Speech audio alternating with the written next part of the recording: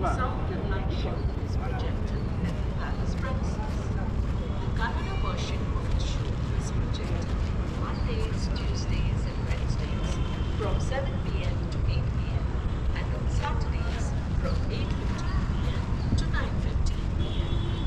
English version of the Southern Light Show will be projected on Thursdays, Fridays,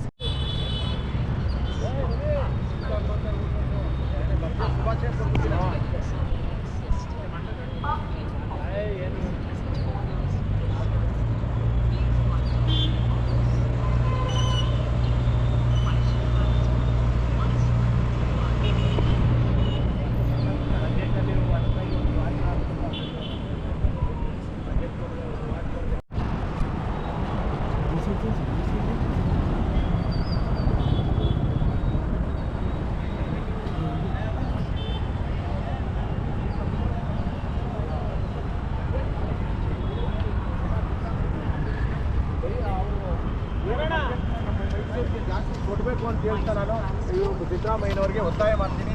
ಅವ್ರಿಗೆ ಒಳ್ಳೇದಾಗಲಿ ಅಂತ ನಾನು ಈ ಸಂದರ್ಭದಲ್ಲಿ ಕೇಳ್ತೀನಿ.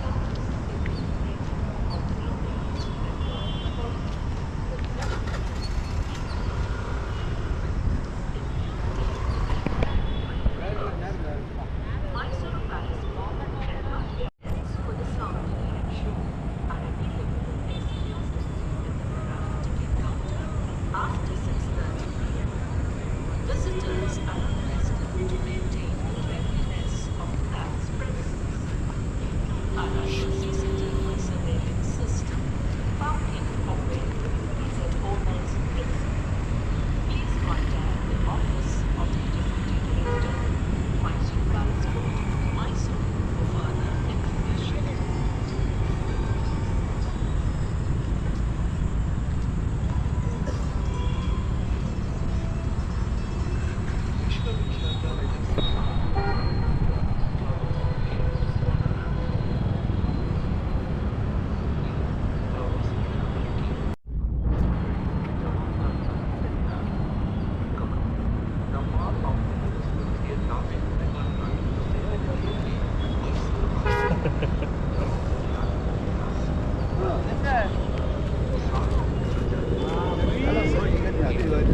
ಫೋನ್ ಮಾಡ್ತೀನಿ.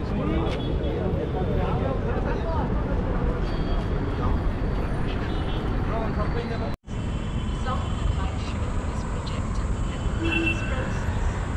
The Kannada version of the show is projected on Mondays, Tuesdays and Wednesdays from 7 p.m. to 8 p.m. and on Saturdays.